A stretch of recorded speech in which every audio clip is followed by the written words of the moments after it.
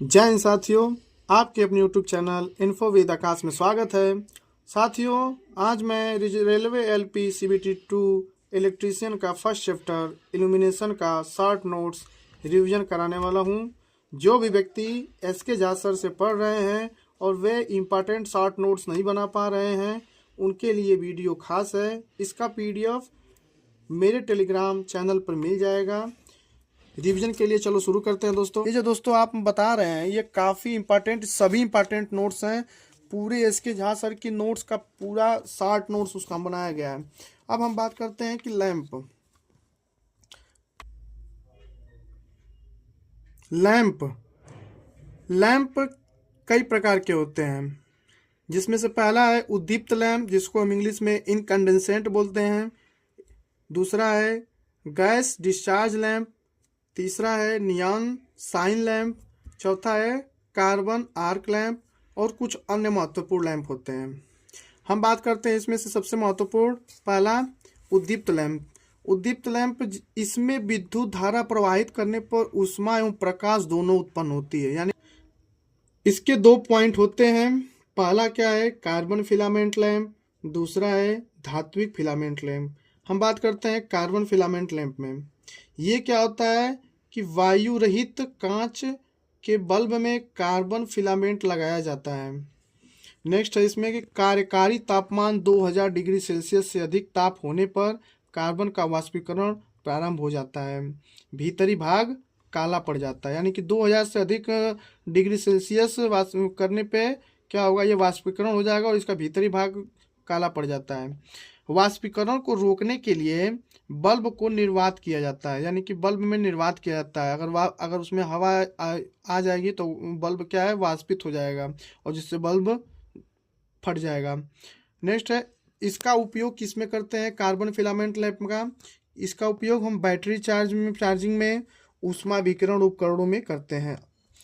अब बात करते हैं धात्विक फिलामेंट लैंप। इसका क्या है उपयोग, ये फिलामेंट लैंप टंगस्टन धातु का बना होता है।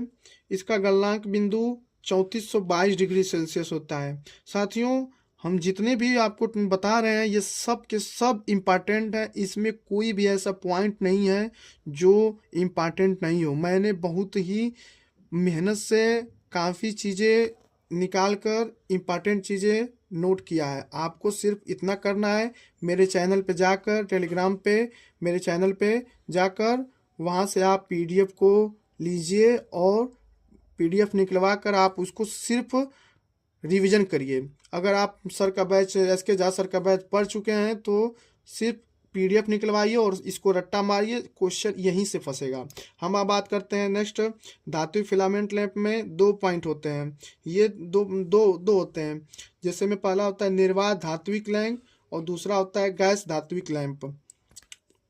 हम बात करते हैं निर्वात धात्विक लैंप। ये क्या होता है, निर्वात का मतलब कि वायु रहित। यानी कि वायु रहित कांच बल्ब में फिलामेंट टंगस्टन लगाया जाता है। यानी कि जो बल्ब लगाते हैं टंगस्टन का, उसमें वायु निर्वात उसमें रहता है। ठीक, इसका उपयोग हम सजावटी कार्यों में करते हैं। अब हम बात करते हैं इसका उपनाम क्या है, पिग्मी। निर्वात धात्विक लैंप का उपनाम हम पिग्मी लैंप भी बोलते हैं, कैंडल लैंप भी बोलते हैं। नेक्स्ट पॉइंट है कि टंगस्टन का ऑक्सीकरण रोकने के लिए बल्ब को निर्वात कर दिया जाता है। यानी कि अगर बल्ब में अगर निर्वात नहीं करेंगे तो ऑक्सीकरण कर लेगा और ऑक्सीकरण होने से बल्ब क्या है, डिफ्यूज हो जाएगा।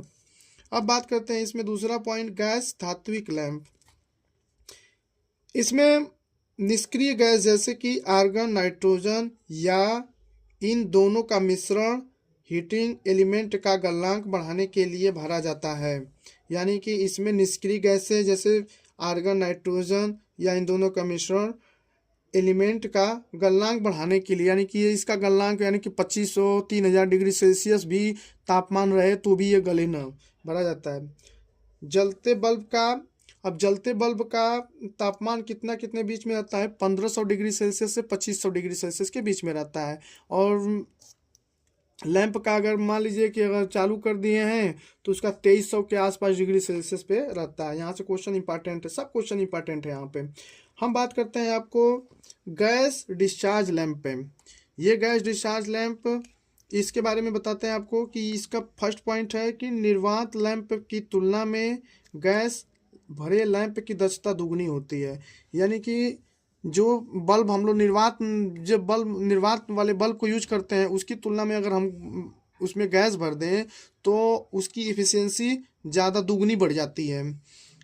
और नेक्स्ट पॉइंट है कि प्रचालन वोल्टेज में वृद्धि फिलामेंट लैंप की आयु घटती है। प्रचालन वोल्टेज में वृद्धि लैंप की आयु घटती है। ठीक, अब हम बात करते हैं इसके गैस डिस्चार्ज लैंप के 2 पॉइंट हैं। पहला क्या है, सोडियम वेपर लैंप, दूसरा है मरकरी वाष्प लैंप।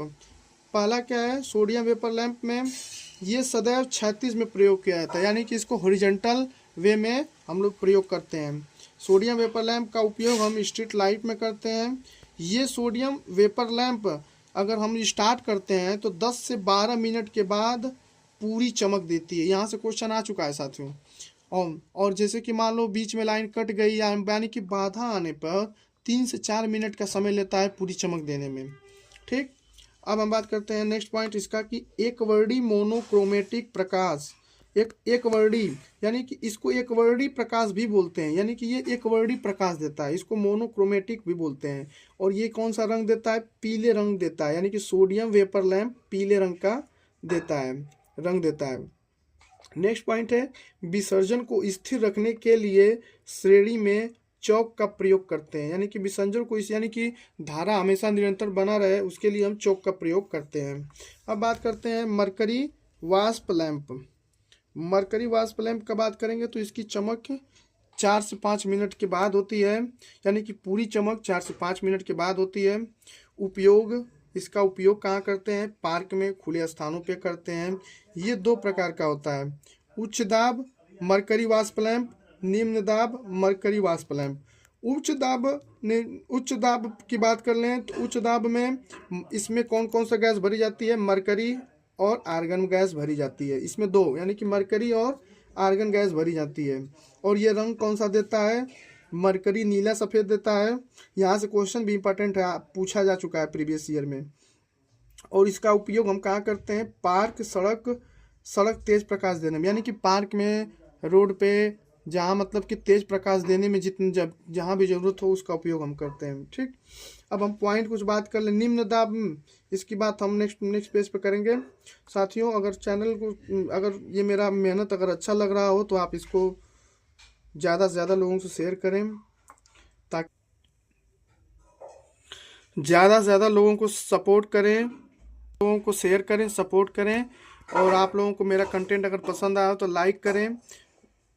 नेक्स्ट पॉइंट अगर हम बात करते हैं कि सूर्य का प्रकाश का क्या होता है, इसका 100 CRI होता है। यहाँ से क्वेश्चन बस पूछता है कि सूर्य के प्रकाश का CRI कितना होता है, तो 100 CRI होता है।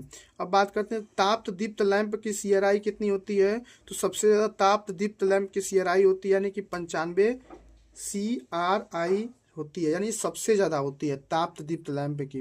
और कभी कभी क्वेश्चन पूछता है कि सोडियम वाष्प लैंप का CRI कितना होता है, तो ये होता है 22 CRI, यानी कि सबसे कम कितना CRI सबका CRI किसका कम होता है, सोडियम वाष्प लैंप का। CRI को रंग प्रतिपादन सूचकांक कहते हैं। इसका आगे का इन्फॉर्मेशन आपको नेक्स्ट वीडियो मिलेगा जो आपको अच्छे से समझाया गया है।